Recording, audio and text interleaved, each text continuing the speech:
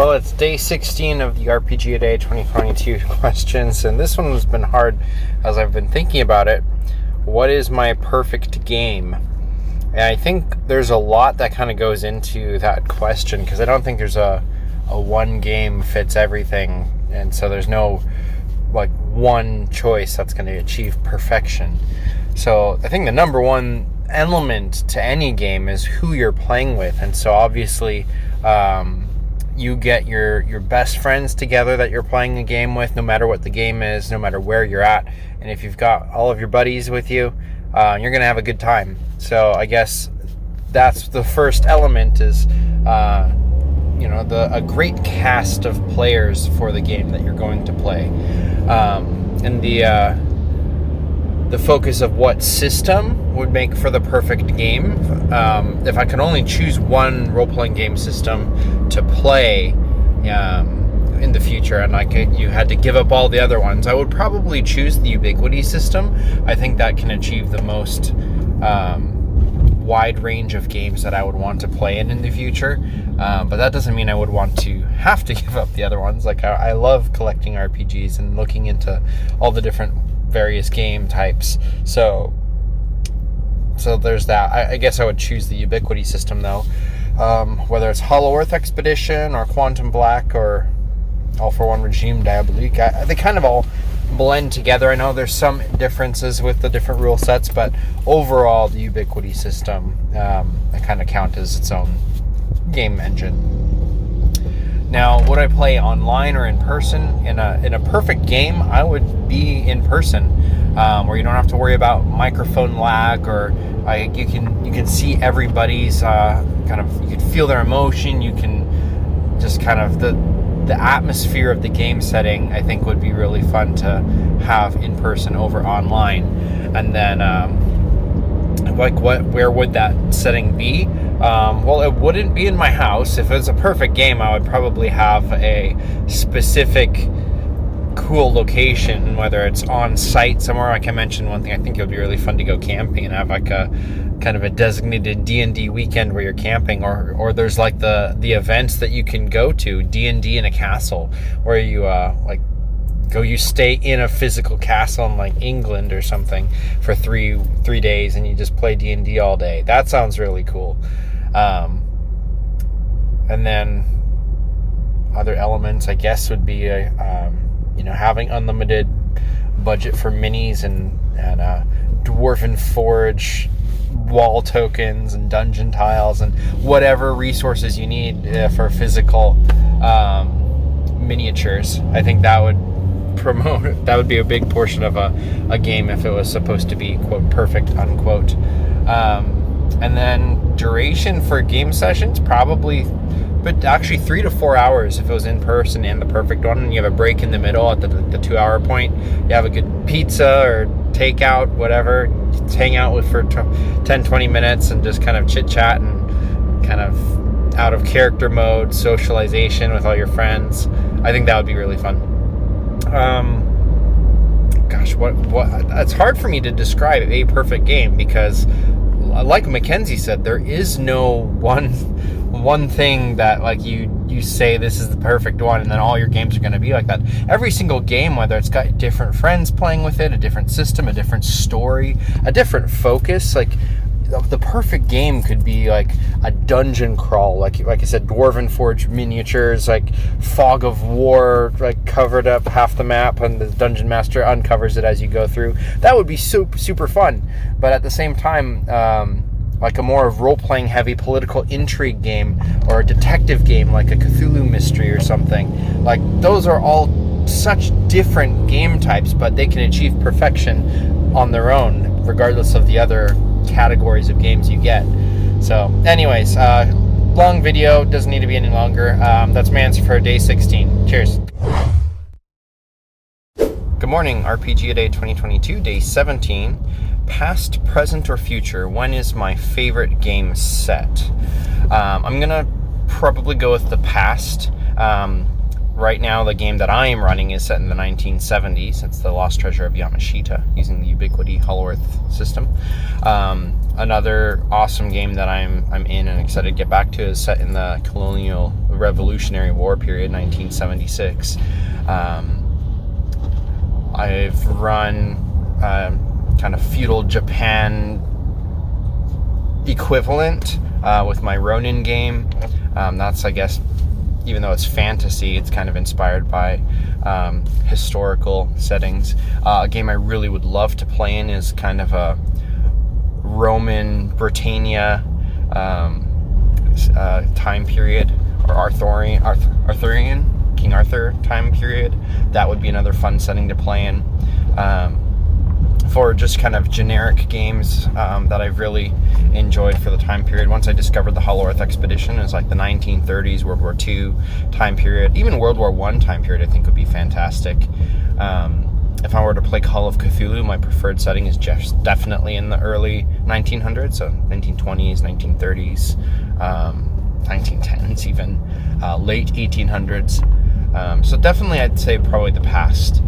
If it's D&D or fantasy, I don't think that scales well to the past, present, future. But another setting or kind of theme that I really love is futuristic. So like the Alien game that we're in, I love that setting. Anything kind of futuristic with like mechs, like the Mech Hack game, or just space travel, space exploration, the Traveler game. But yeah, I guess I love those settings too, but my preferred would end up being in the past. Hello, and welcome back to RPG A Day 2022. It's catching up on day 18.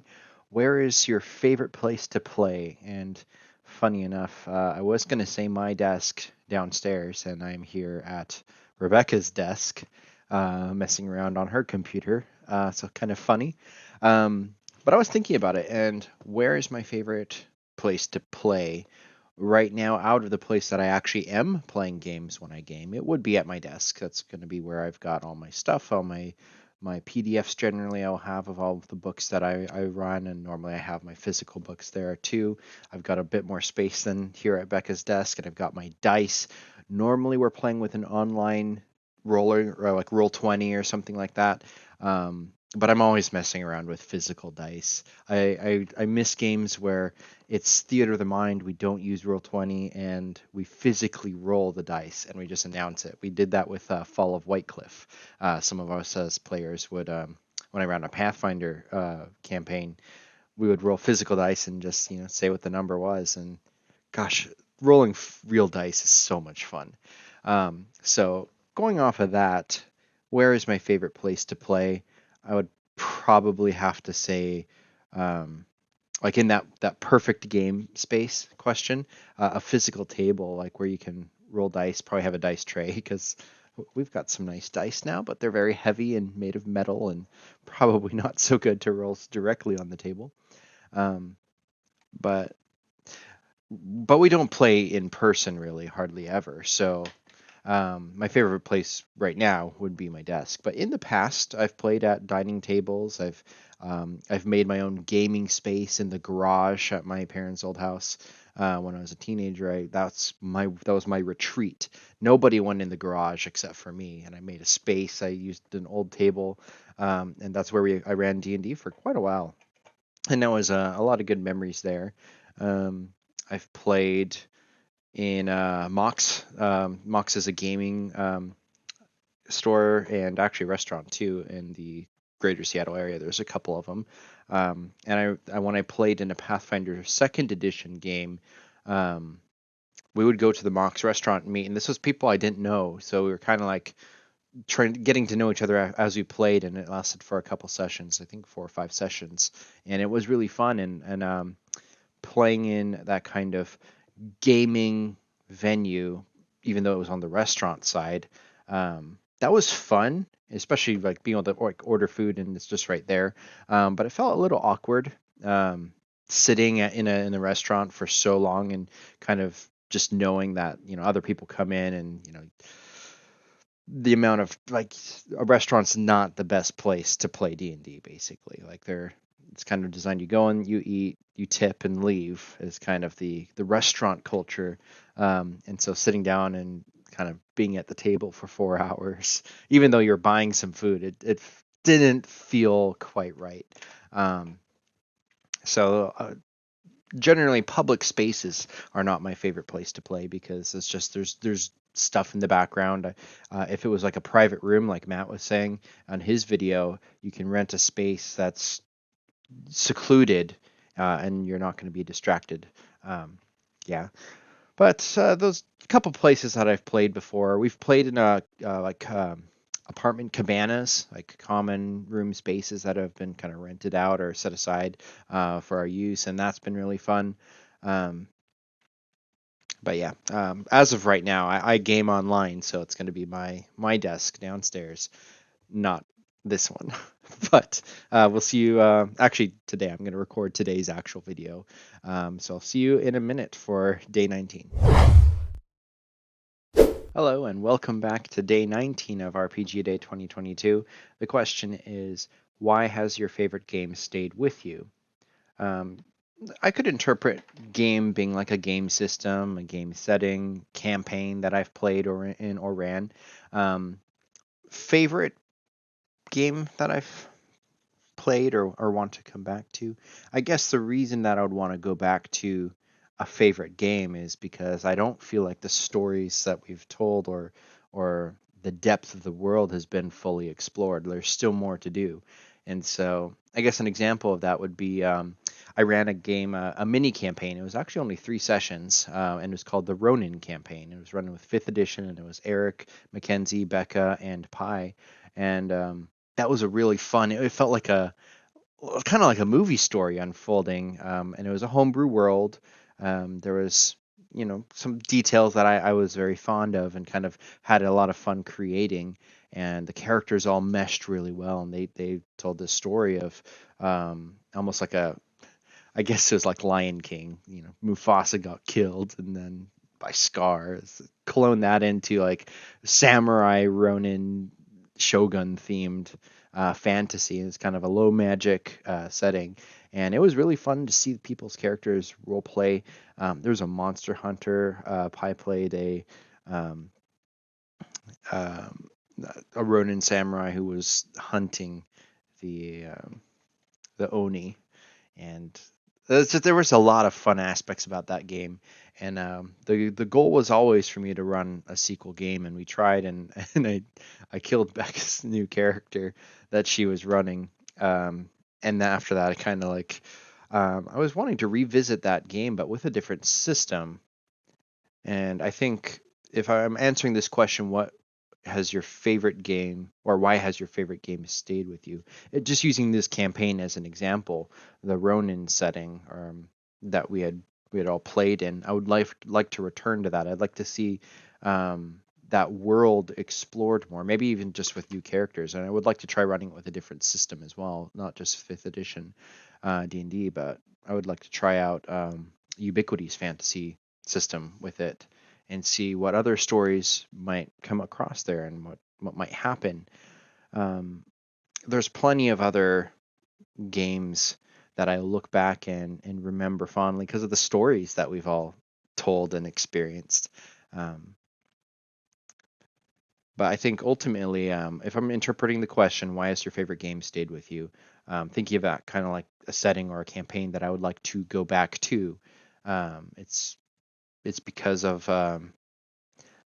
the opportunity to explore it more and to develop new and fun stories. If you're talking about it, that question, why has your favorite game stayed with you? Like something you've played in or something, it's going to be something that was very memorable, of course. So anyways, that's my answer for the 19th, and I don't want to create a super, super long video again. So we'll see you tomorrow. Day 20 coming soon. Good morning, day 20 of the RPG Day 2022 questions. The question is, how long are my games? So for sessions, I would say probably my preferred session length as of late is actually between 2 and 3.5 hours. I prefer the games to be a little bit shorter right now just because of just home commitments that I have. If I get home from work, grab dinner and then try to play a game, most of the time I'd like to try to be done in time to get my kids in bed and stuff and not just miss them completely. So shorter games work better for me. I'd say probably 3 hours is the sweet spot, but 2.5. My own games that I run are generally about 2 hours now, and that also allows me to not get overwhelmed, because a lot of the time right now I'm just so busy I haven't had time to prep. So trying to pull off like a full 4-hour game would be pretty stressful.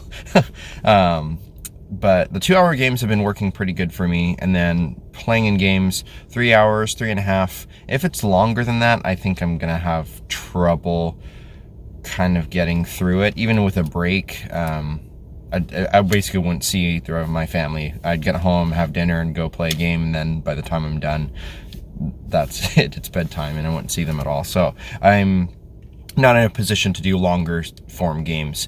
In a perfect world, I would actually just love to book a Saturday and just game all day, but that's not feasible right now.